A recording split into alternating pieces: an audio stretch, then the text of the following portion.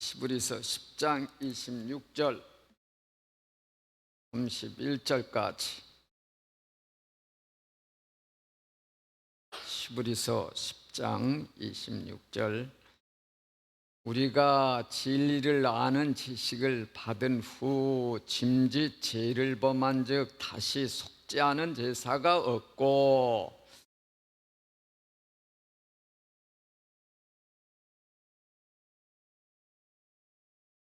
모세의 법을 폐한 자도 두세 증인으로 말미암아 불쌍히 여김을 받지 못하고 죽었거든.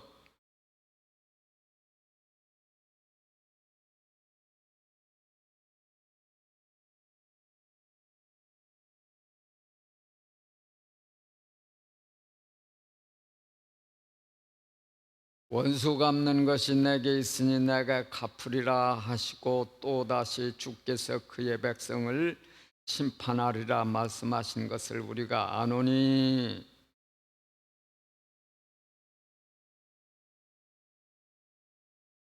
아멘. 네. 지금 읽은 부분의 말씀은 대교에 대한 경고입니다. 예수님을 버리고 예수님을 등지고 예수님을 안 믿는 자들에게 임할 진노가 얼마나 무서운 거냐 하는 경고가 되겠습니다. 자, 23가지로 강도를 이렇게 높게 하면서 경고를 합니다. 우선 26절, 27절입니다.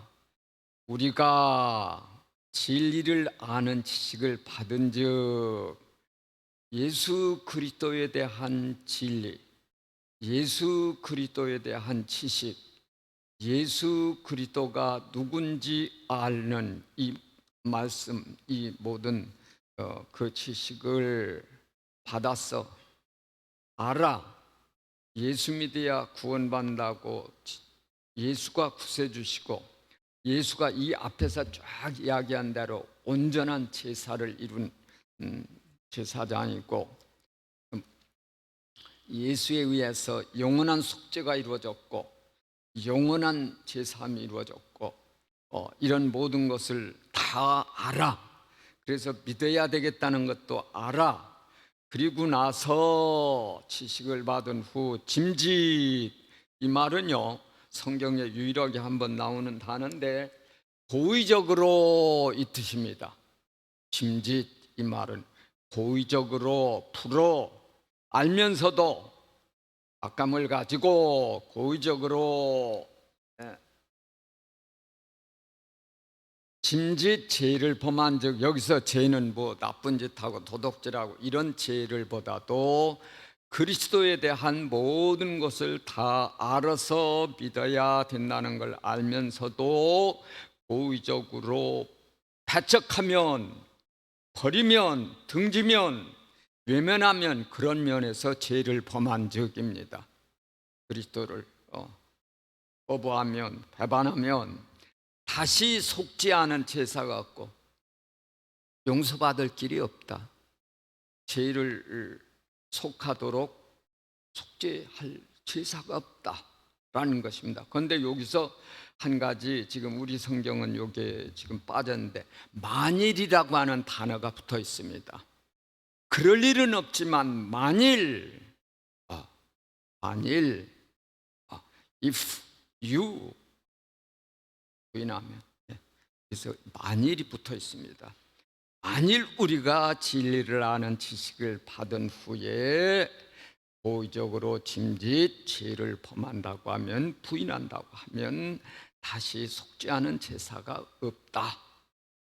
27 오직 무서운 마음으로 심판을 기다릴 수밖에 없고 또 대적하는 자를 태울 맹렬한 지옥 불만 있게 된다. 그에게 해당된다. 무서운 지옥불, 계시록의 불로 표현됐지요.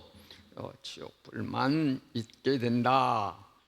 다음 또 다시 경고합니다. 28절 모세의 법을 폐한 자도 두세 증인만 있으면은 불쌍히 여기지 밟지 못하고 처형됐다.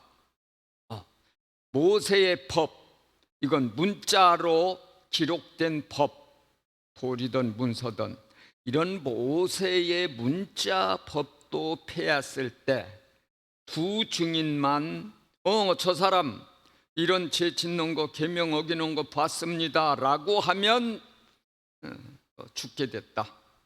그런데 29절 하물며 이건 문자 기록이나 모세의 율법 문제가 아니라 그거 어긴 사람도 죽임당했는데 하물며 하나님의 아들 예수 그리스도를 짓밟고 예수 그리스도께서 거룩해 하시는 그 언약의 피를 부정하게 여기고 그리고 성령을 욕되게 한다면 그의 형벌이 얼마나 무섭겠냐 생각해봐라. 그런 말씀입니다. 자, 모세의 법 율법 계명을 어기면 제가 증인이요 하고 두 사람만 딱 났으면 돌세례 받았습니다. 그 중에 대표가 뭐가 있냐면 아합 왕이 자기 궁궐 옆에 나봇이라고 하는 사람이 포도밭을 갖고 있었어요. 그런데 이 아합 왕이 그 포도밭에다가 자기 채소밭을 좀 만들어 가지고 심어 먹고 싶었어. 그래가지고 제의를 했어요. 야, 포도밭 파시오. 그러니까 아니 유업이라 팔 수 없습니다. 그럼 바꾸자. 유업이라 안 됩니다. 더 좋은 데 줄게. 유업이라 안 됩니다. 그건 내려온 유업은 안 됐거든요. 그러니까 집이 들어가서 이 왕작자가 고민을 하고 있었네. 그거 좀 무차지해가지고. 그러니까 그 부인 이세벨이 왜 그러고 있어? 그러니까 그 얘기하니까 아이고 왕이 돼가지고 통치 잘할 것이다. 그런 그 줏대머리 가지고 무슨 나라 왕이요? 걱정 마시오. 내가 해결해 줄게. 그러고서는 딱 편지를 써가지고 왕 인장을 찍어서 그 나봇 지역의 사람 높은 그 장로들에게 보내가지고 증인 두 사람 사서 매수해서 하나님 못 오겠다고 증언시키시오. 그리고 딱 재판장을 열었어요. 그래가지고 이거 매수해가지고 벌써 짜고 치는 고스톱이니까 증인 딱 둘이 나와가지고 이 나봇이 하나님 모독하는 거를 들었습니다. 그래요?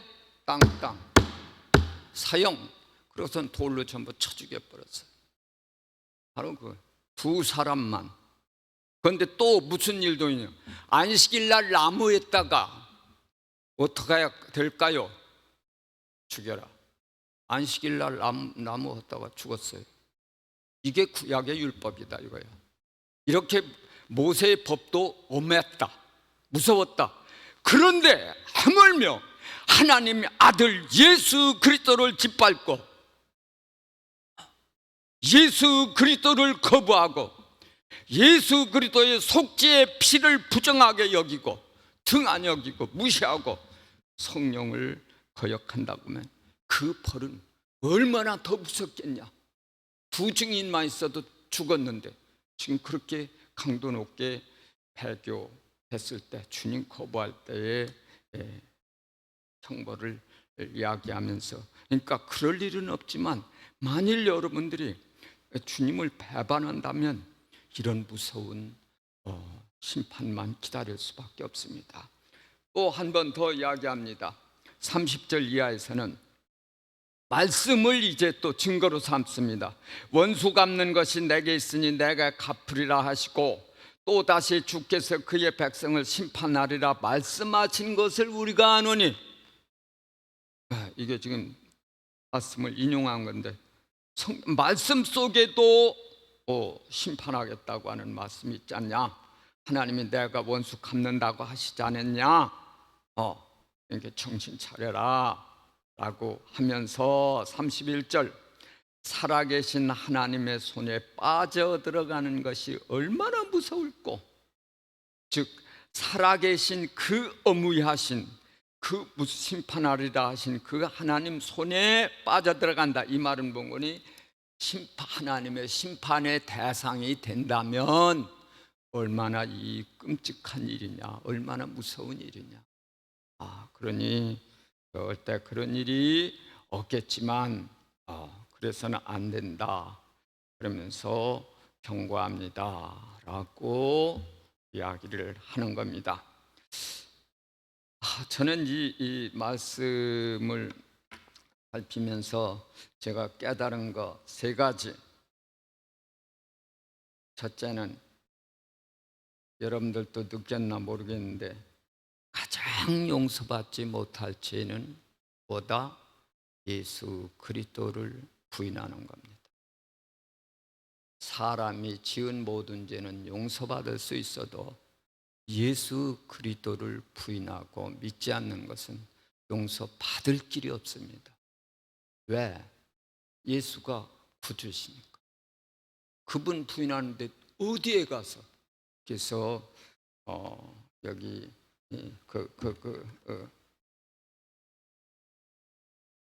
29절 하물며 하나님의 아들을 짓밟고 자기를 거룩하게 한 언약의 피를 부정하게 여기고 은혜의 성령을 욕되게 하는 자가 당연히 받을 형벌은 얼마나 더 무섭겠냐. 생각만 해봐라. 생각만 해봐도 알지 않겠냐. 그래요.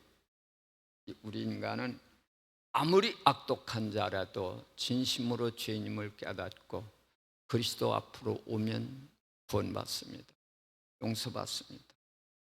그러나 그리스도를 버리면, 그리스도를 등지면, 부인하면 구원받을 길이 없다.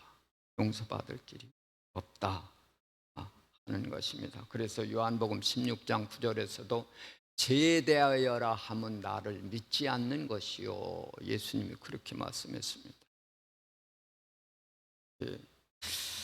가장 큰 죄다.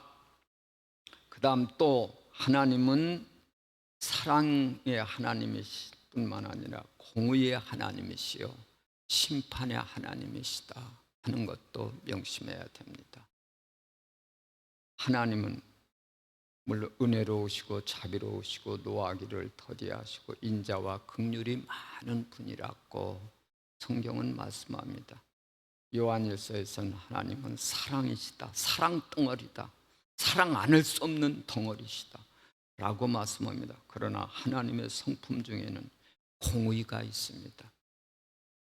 그래서 하나님은 죄는 반드시 처벌해야 되는, 심판해야 되는 공의가 있으시기 때문에 예수를 대신 사랑하기 때문에 심판할 수는 없고 이렇게 아들을 통해서 십자가 지게 하시고 속죄를 이루신 겁니다.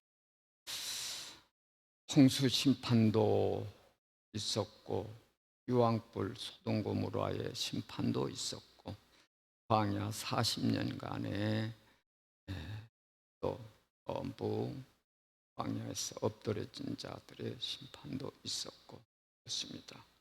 우리는 그래서 하나님의 사랑을 믿어야 될 뿐만 아니라 하나님의 공의성, 이걸 그래서 우리 예수님은 요한복음 1장 14절 뭐라고 했어요? 율법은 모세로부터 왔고 예수님으로부터는 은혜와 진리가 충만했다. 은혜만 있으면 사랑만 있는 거요. 진리만 있으면 이것은 공의만 있는 거요. 진리는 칼이요.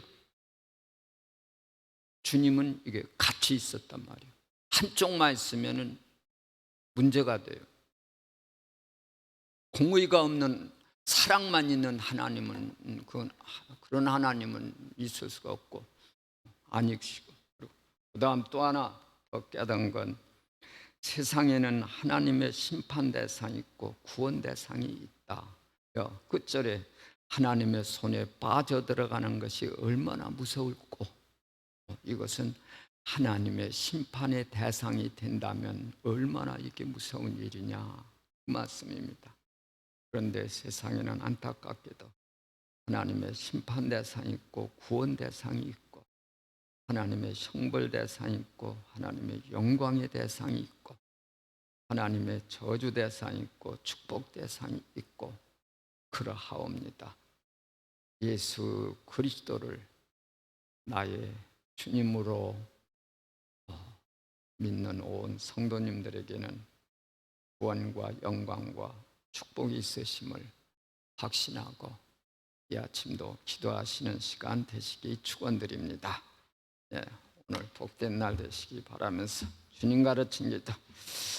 하늘에 계신 우리 아버지여, 아버지의 이름이 거룩하게 되시오며 아버지의 나라가 임하옵시며 아버지의 뜻이 하늘에서와 같이 땅에서도 이루어지게 하소서. 오늘 우리에게 일용할 양식을 주시고 우리가 우리에게 잘못한 사람을 용서하여 준 것 같이 우리 죄를 용서하여 주시고 우리를 시험에 빠지지 않게 하옵시고 악에서 구하소서. 나라와 권능 영광이 영원히 아버지의 것입니다. 아멘.